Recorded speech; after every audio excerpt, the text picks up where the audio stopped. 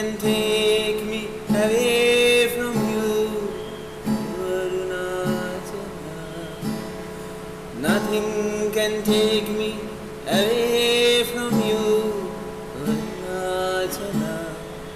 I may never walk around you, I may never come back to you, I may never walk around you, I may never come back to you.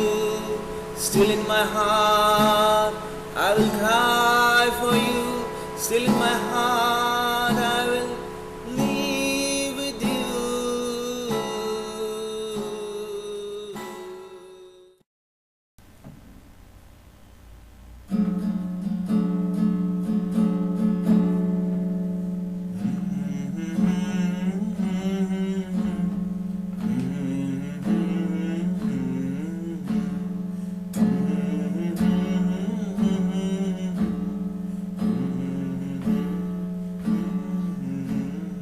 Oh my Guru Deva, Arunachala Siva.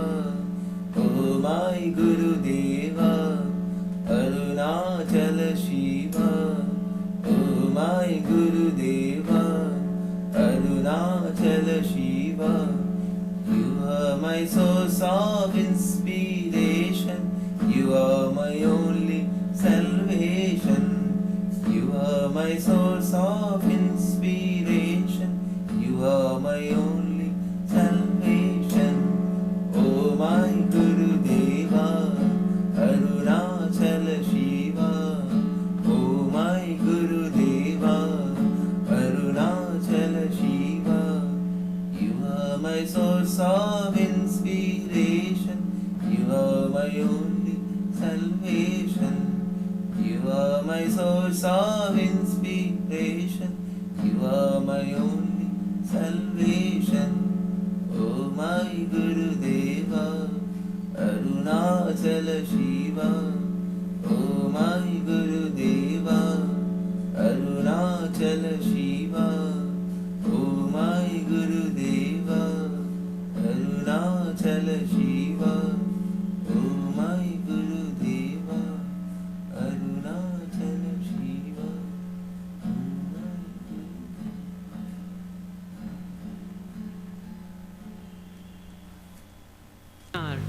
This is a series on Guru Poornima, and with us is our Guru, Sri Joydip. Namaskar. This is part 2 of the series on Guru Poornima, and for the topic for today, our focus is on the teachings of Sri Joydip. We have done the first series when we talked about a few things which are important as an introduction. For today, for the second part, could you tell the viewer what exactly are your teachings concerning spirituality? Talk about spirituality, then we have a vision. Sri Joydip Ashram has a vision.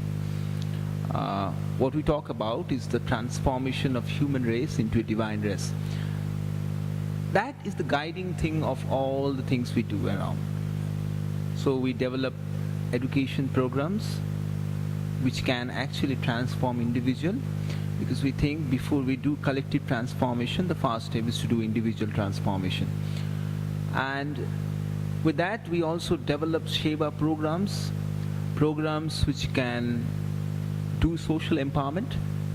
So they are connected, somehow they are integrated. So a person who is actually going through a personal transformation process, he becomes more eligible to do also some kind of Seva program where he also uplifts the society. The second layer of program we have is on human relationship management and how spiritual principles can help you to manage human relationship better. So that what we call a Wisdom Course Part 2. And the third, we have Wisdom Course Part 3, which is basically focuses on organization transformation. So we have 3 layers: personal transformation, human relationship transformation, and organization transformation. Once a person goes through these 3 layers, they becomes more, they comes in the process of where they can actually take care of themselves, at the same time the persons around them, at the same time the organization which contribute to the society. So in a way, we think we develop a path, a course path, and after that we have 2 retreat programs where we intensify the spiritual experience. Normally we do our retreat programs in Tiruvannamalai and on Himalayas, basically where they can have a better spiritual experience. If a person actually have a better spiritual experience, he can go and understand the life principles in a better way. So this is what we do process-wise, This is what our action is to reach the vision.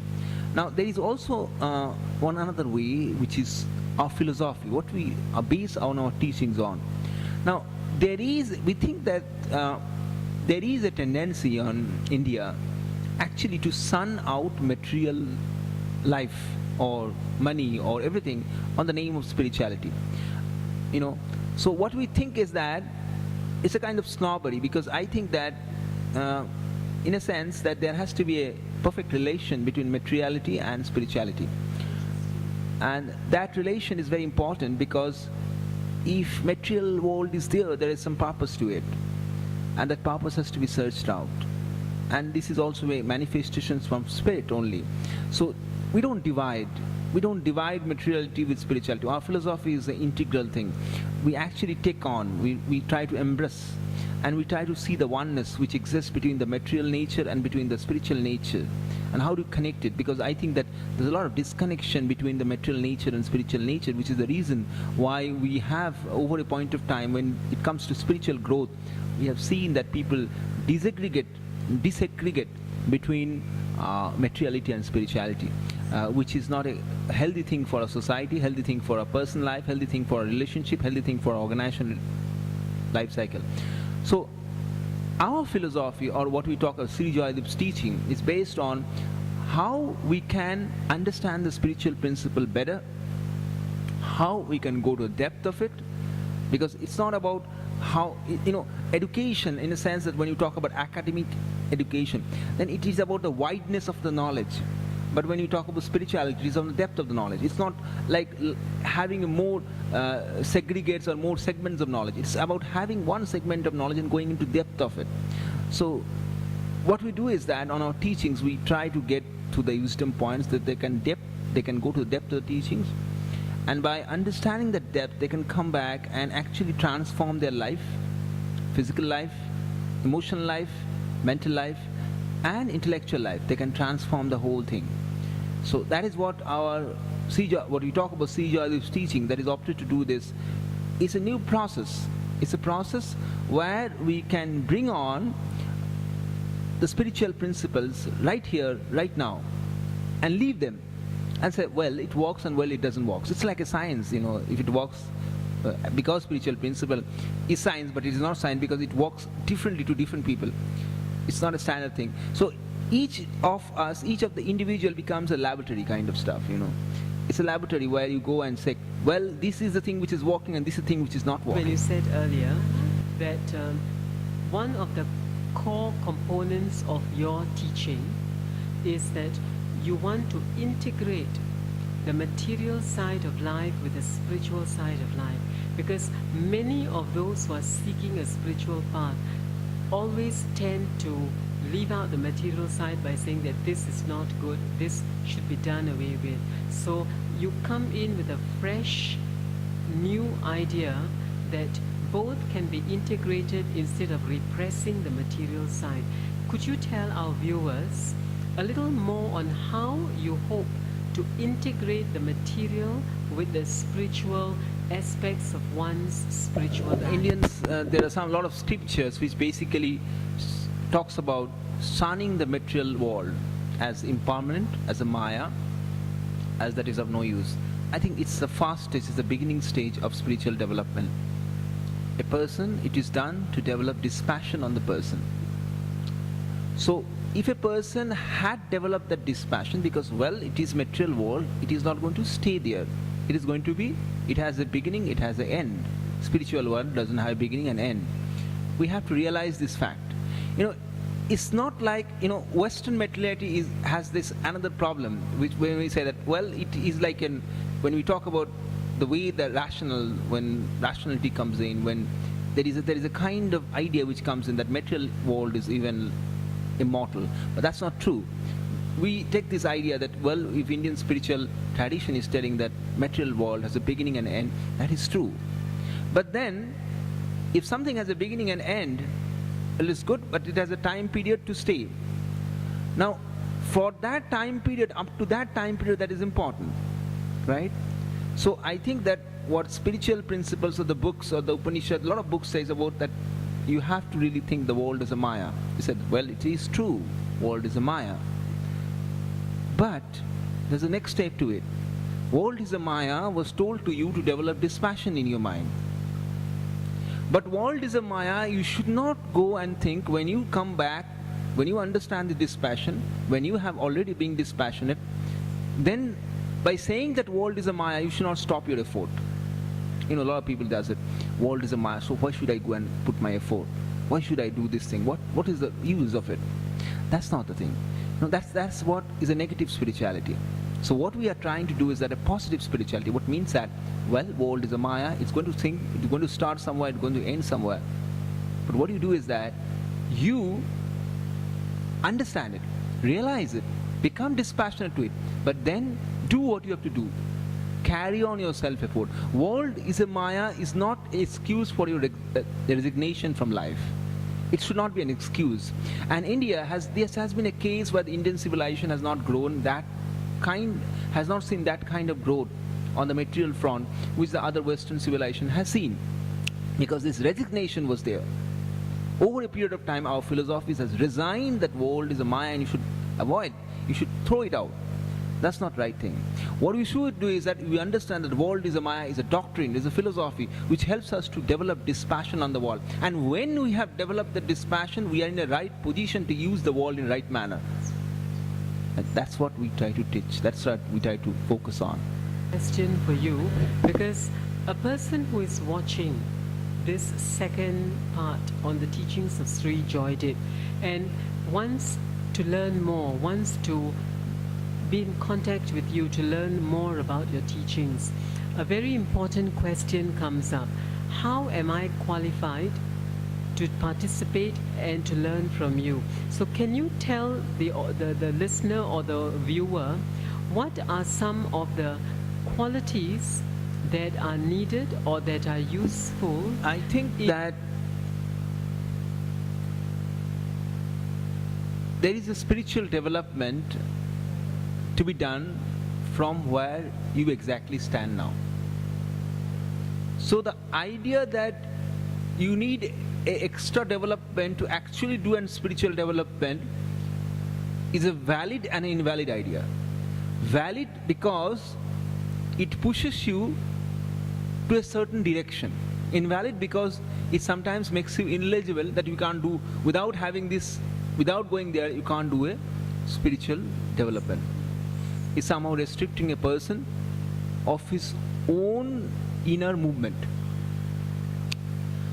I think that has to be, in a way, that has to be discouraged where it makes you invalid for your spiritual development. That has to be encouraged what you makes valid for your spiritual development. So in a course, yes. In a course, what we try to do is that we try to show this aspect that, well, you are eligible as long as you put the effort. You are not eligible if you say that, well, I have been in this stage, so I am not going to put any effort. That's eligibility. Effort is important because that's a starting point. You know, karma yoga, that's the starting point. Because before you go to higher level of purification, you know, emotional purification, you know, purification of mind, we had to go through that fast stage, which is physical purification. That cannot be happening without karma yoga. So that's very important. Now, you mentioned to be more specific, is a doctrine which says success is an effect, your action is the cause. If you look at modern world, then we have this, in management we have something called goal setting. So we are too focused on what we are going to achieve, on our goals, on what we are going to set ourselves. And we are too focused on desires. I want this, I want that. Right? Karma Yoga comes up with a very beautiful idea. It says that, how can you do desireless action? Now, it gives a philosophy behind it. A lot of people comes and say that, well, how can you do a action even without a desire? If you have a desire, only then you act. Otherwise, you don't act. You know, that's the kind of thing which comes. A lot of people tells it. Now, the question here is that Krishna comes up and says that, look at very deeply. Look at very deeply that if you want to achieve a desire, you have to deserve it. Not desiring, you can get it. If you desire something, you are not able to get it. But only that you deserve, you get it. And how do you become deserving? You don't become deserving by just desiring that I want this, I want that, I want that. You become deserving by putting the effort required for reaching or achieving that desired goal. In a way, Karma Yoga is the principle of success. It says that focus on your effort, don't focus on the result. Because if you're focusing on the result, you are dividing your mind. You're not putting 100% on the action you're doing. You're thinking of the result. The mind is brooding on what I'm going to get it, what I'm going to do. That itself makes you unfit for success, becoming, I would say, consistently successful. It makes you unfit for becoming consistently successful. I'm telling you, people can get success. But if you really want to become or get a consistent success, you need to understand the principles of Karma Yoga, which says consistency, concentration, and cooperative endeavor. It says 3 C's, very important. Consistency means you have to continuously do something. It's just, you just cannot slip it out. It doesn't come with one day. You have to be consistent, little by little. Then you have to have that focus. You can't lose the focus. Your focus has to be on the action. It's not what you are getting out of the action. And then you have to cooperate. Cooperate means what? We if you look at this particular room we are sitting of, so many people, so many things people have walked out to make this particular stage or this particular thing to be there. There is somebody who makes the banner, there's somebody who, take care of the mic, there's somebody. So all these people has to come together to actually get the Karma Yoga possible. It's a yajna. Yajna means a lot of people coming together and they're contributing. And when they're contributing, what we do in a yajna is a lot of people comes together, they contribute different things, and they gives it to the fire. And then the fire burns out. And with burning out, it gives this oblation to the other big principles, So then, from it comes the result. Your answer to the definition of Karma Yoga. So I would like to bring us back again to the focus of the teachings of Sri Joydip. You have given a lot of ideas and the procedure, the process by which a person who is interested in your teaching may understand what to expect. Are there other things that you would like to educate the viewer or the listener relating and concerning the teachings of Sri Teach Joydip? these wisdom courses, first stage, second stage, third stage. What we try to do is that we try to bring the philosophy of Bhagavad Gita in a more practical sense. So first stage, what we do is that we try to teach them the philosophies of Karma Yoga in our wisdom points. In the second stage, we teach the philosophies of Bhakti Yoga. And in the third stage, we teach the philosophies of Jnana Yoga. So if you really need to be having a personal transformation, what we need is that you have to understand the Karma Yogic principles. The second, if you really need to transform relationships, what you need is to understand the Bhakti Yoga. More Bhakti you have, more love you have, more love you attract. Because, love is one of the biggest healer in this world. It heals not only you, but your love can heal the whole world. It has that power.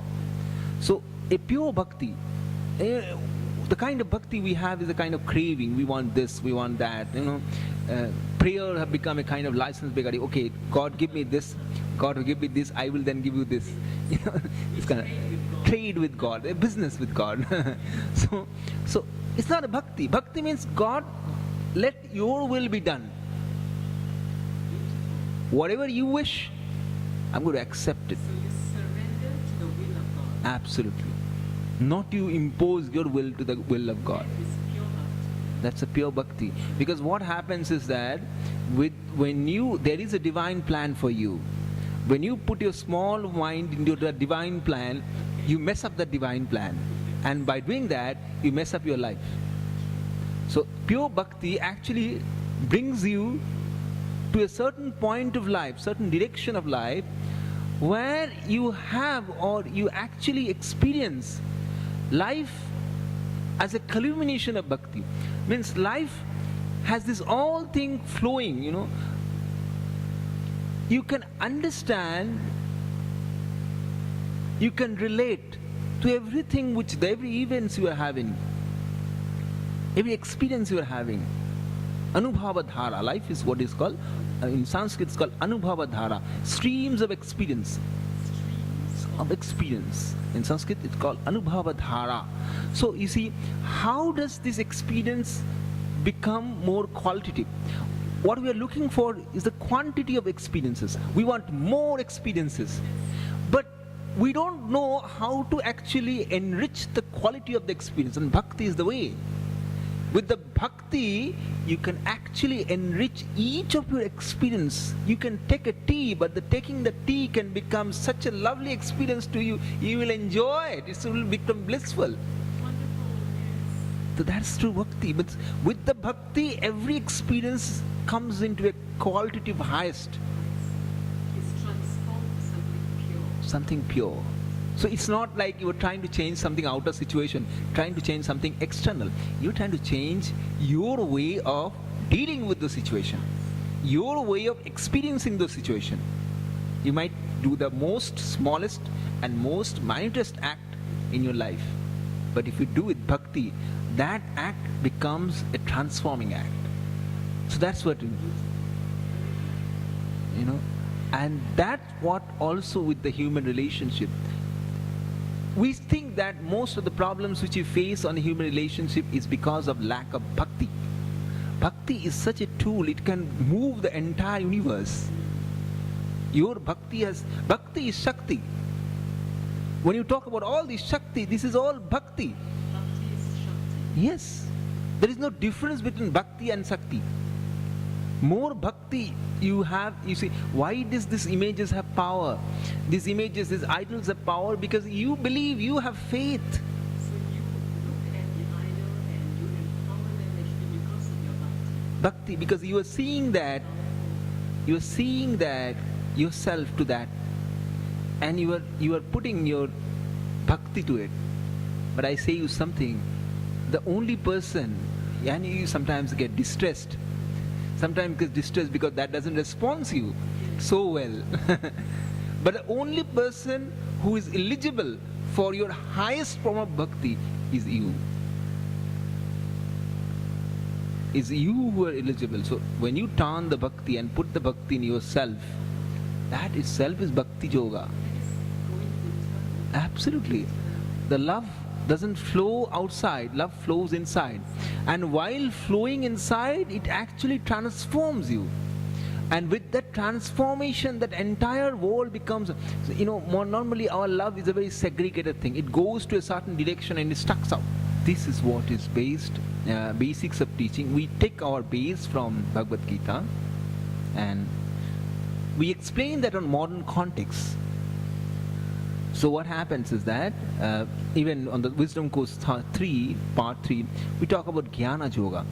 Because Jnana makes you more organized. Jnana is a culmination of bhakti. What is jnana in English? That's a Sanskrit word. Yes, Jnana is wisdom in English. So, as I said, Jnana is a culmination of bhakti. So there is no two which is existing, there is one. And when you come to that stage, On the highest level, we actually conduct retreat programs that they can experience the highest of jnana, the oneness. The oneness has three layers, the layer of Sat, Chit and Anand. Sat is the layer where you have realized the truth about your being, that this being which you think, this inanimate being, it comes out on a scope of time, and after that time it evaporates. And so you understand your reality of the being, so you understand the truth about you. In the level of Chit Akasha we talk about, there is something called consciousness. And in this consciousness we see that how it differentiates between something, the being differentiates into a knowledge, knower and known, seer, seen and seeing. This differentiation comes, right? You, I, and in between the process comes in. And then we go into a level of bliss, Ananda. So these three is the, how the whole world, as we have atoms, which is the constituents of matter. So this is the constituent of even the matter, even the spirit, even everything. These are expressions, There are higher expressions and lower expressions. These 7 expressions, Sat, Chit, Anand, and then we have Sat, we have this Anandamaya Kosha, right? After Anandamaya Kosha comes Bijanamaya Kosha, Manomaya Kosha, Pranamaya Kosha, then comes the Annamaya Kosha. These 4 are lower expressions. So there are higher expressions, lower expression. And when we go through this, we can understand the inherent oneness which exists within. This is a retreat program. The objective of retreat program is to go in the highest Advaitic text and understand that all this what we are experiencing as world is a kind of projection. The world is something which we have make out of our mind. And when we can move our mind towards inside, or when we can have a satsang, like we have satsangs here in Arunachalam, with Arunachalam. So somebody who has been a transformed individual, somebody who is a transformed being, who had no projection, if we sit with that, if we walk around him, sometimes what happens, our projections move away, or our projections go inward. And when that process, we can experience the highest truth. And with that highest truth, we can come back and live a transformed life. That's it. Thank you.